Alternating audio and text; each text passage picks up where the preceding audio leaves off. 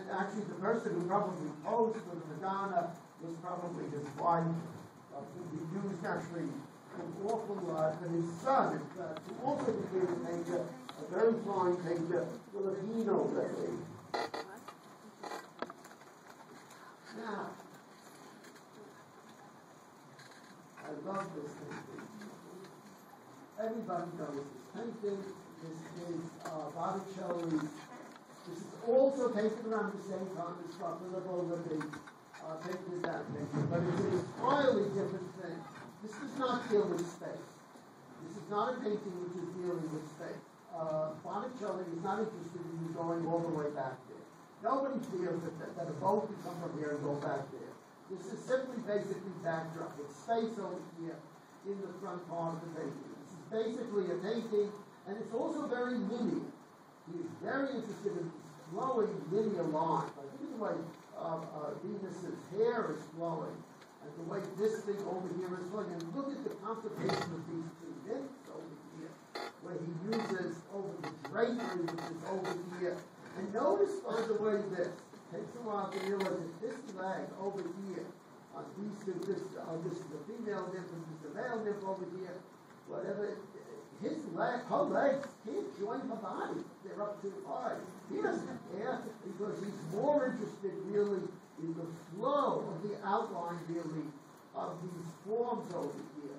The idea of the painting, by the way, for those who don't know the story, is that Venus, there was a fight between the old gods of Cronus and the younger gods and Cronus' children led by Zeus.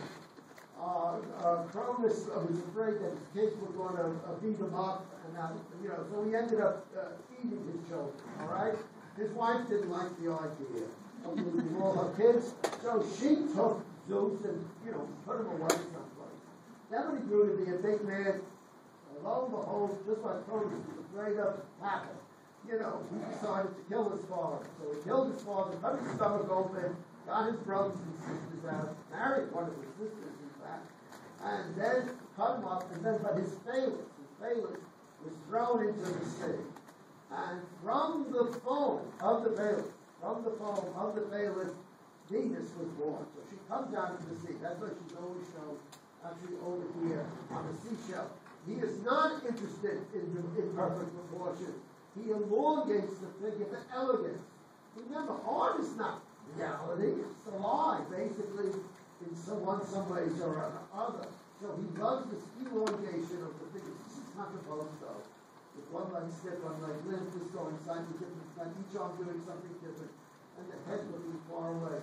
But one of the things that I really love about this painting is actually the way he integrates the background with the painting. Look at this.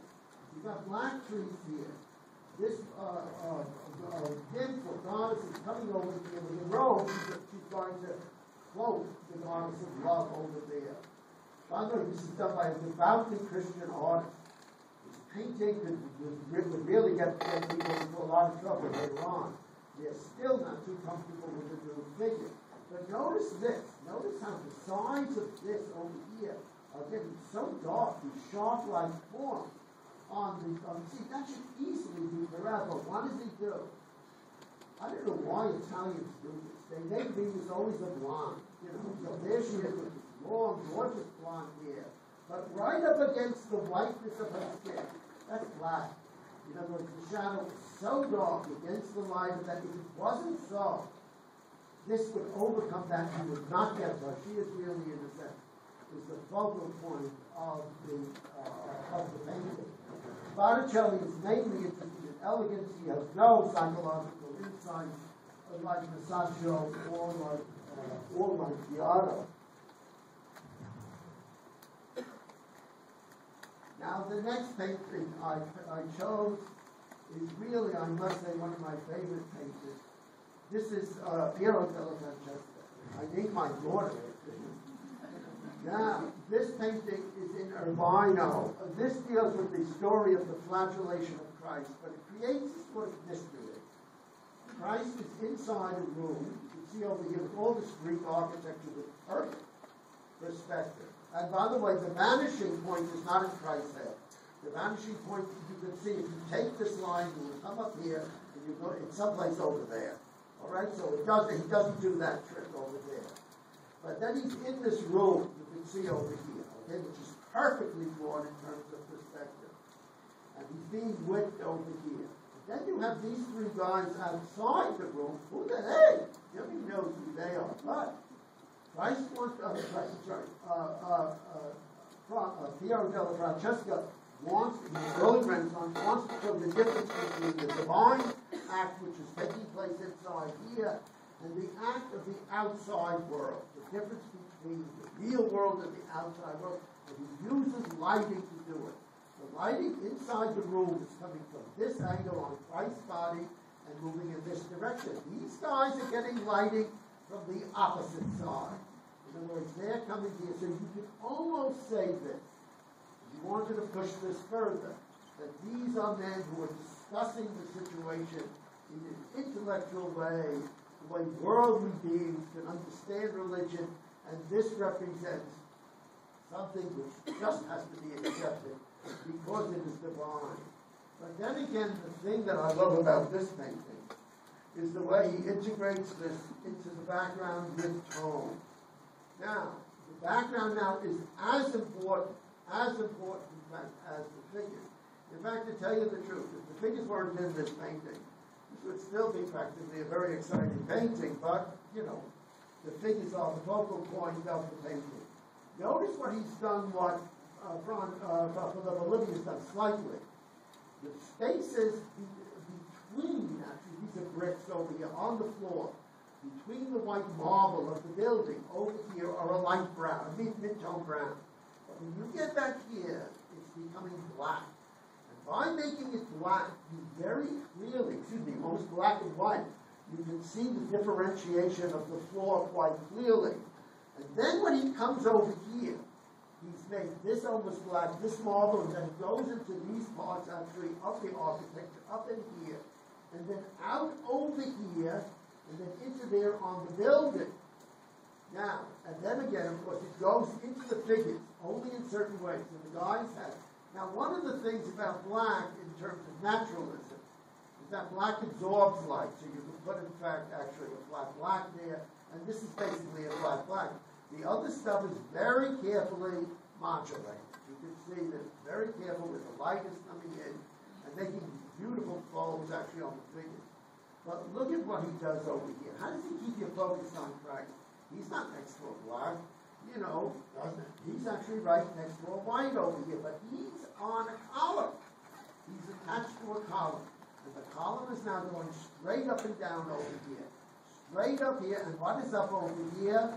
Statue of a Roman god, of a Roman emperor or god, which is up here, which is made in gold. The differentiation between obviously paganism and Christianity, and then he is put like this. Then he does this. He is right next to this sort of brownish door. I guess that is back there. And then you have, now just think of this in terms of tone. Doesn't turn up. This is black. And this tone on the garment of the guy who's flagellating Christ is actually between the black of this tone and the lighter tone of this. So this moves us right to Christ. If this was a white wall, this whole painting wouldn't work because you must go back to Christ. You must be the focal point. And then look what he does with these people over here. By the way, notice that this guy's legs, he's not wearing any socks or anything, almost white, so they relate, in fact, to the white of the path over here. This leg is golden, and so it's a little darker, and this guy's socks are black. And I got to tell you that the space would not work in this painting if this man wasn't wearing black socks. These things would all start popping out of the thing. You must bring the black down to this part of the painting. He discovers all of it. By the way, this is hard edge painting, completely hard edge painting, in which you could, if you wanted to do a copy of this painting, let's say, by pasting things on, you could almost take these figures, cut them out, and simply paste them actually in place. Notice that this guy actually, when he's behind his head, because he's got blonde hair, bringing the yellow over there, you've got these dark leaves over there. Everything is there for a purpose merely to construct the painting and to make sure that you can see the space and the form very, very clearly in this thing. There's also, by the way, in Piero della Francesca, this sense of quiet. This is not a violent scene. It looks actually like a very, very quiet, gentle scene. Another thing that he's done, which is I should emphasize really, is the way he breaks into these forms leading you to this. This man's hand moves across the black foot by his body. You can see breaking this form so this doesn't become too strong. And this man's hand in the discussion moves across here. And this guy's got a black belt. That's a black belt going around him. In some case, the black belt makes him even appear more solid than he would be without it, and it's needed to make sure that he would hold in the painting. Now, because I love Piero della Francesca, he gets too big. You know, when you're in charge, you can do whatever you want. Okay. You know, this is one of the reasons we go to English. Is because the English painting is wonderful when it's wonderful. It's not wonderful so often. You know, the continental painting is usually better. But what an ode of continental painting. It's unbelievably beautiful. They have two gorgeous Piero della Francesca. This is one of them. This is a nativity scene. And by the way, this painting appears to have been done right before he appears to have retired from painting. Before he died, long before he died, in fact, and spent his time writing books, basically, on how to paint with perspective. These figures, by the way, are very strongly influenced by Luca della Rovio's sculpture over here. This is an image. These are the angels, it could be an adoration of the shepherds, these are the shepherds over here. It's slightly faded over in this section, it doesn't matter. Now, look at what he does there. Nobody I know has done this even better than him. He's integrating now these figures, all of which are hard-edged figures. Lighting coming very strongly from this side, very strongly actually modeled. By the way, notice that there are no cast shadows on the ground. It's a divine scene. He also doesn't want the shadows in any way to interfere with what he's done actually with the landscape behind over here. The Madonna, of course, is still this brilliant blue over there with the red there and this almost blackish blue that's about the green blue thing over there. And this is important that this is light shape over here to feed out the light of the floor. You can see how the blues move from the sky. This is atmospheric perspective, even more clear than in Masaccio's painting. This is much later. This is the blue of the sky. It gets warmer there, and then the blue goes into this stuff back there. And then, if you have blue in the sky, this is the rule of you got to move it somehow or other into the foreground of the painting, so it obviously comes into the figures here. He has carefully designed, by the way, the robes of the angel. All of these angels, you notice this one in the background, has the darkest garment. It doesn't pop forward, it pushes these forward. But the brilliance of this painting is how he integrates this landscape that he does it by the way he uses dark. This is an aspect of Central Italy. I mean, you can see that. You can see land made of all the trees there. But notice this. He starts a pattern, basically, that moves into space. Dark trees, dark land, which is close to black. Going now into the leaves and into the grass, you notice over here. And then I want you to notice this because everything counts in this painting. This portion, whatever this thing is, this plant is moving straight up. In other words, this lies flat. But then to integrate it more into the painting, he creates actually part of it, which is now coming up. All this is made up, remember, in the studio. And then he wants to create a movement in the right-hand corner. He creates this slight curve here. Now, the middle part of the painting, that's our focal point. If Christ was not surrounded by a dark blue, he would lose it. Simply lose it. So he gives Christ this dark blue. If this wasn't here, this figure would pop out of the painting. And also, so the darkness goes from the blue over here into the dark blue of his mother over there. Now notice that this figure is almost black. This was black at one point and it's faded. But then look what he does up here. This is terrific. This is the shed over here, where you have the oxen and the ass underneath in the shed there, where the shepherds come. Over here, from Vero del Francesco creates actually grass and stuff, which is growing between the planks of the wood there. Now, if you got it between the planks, you got to bring it out. So he creates a bird up here. And the bird could be symbolic, thinking of the coming of Christ, but the top of the bird is really dark, relating to these, and the bottom of the belly of the bird is light, relating to this. And the bird actually repeats literally this shape, which moves in a sense like this. To keep our attention on the Madonna, of course, has this coming down. Now, something about the figure.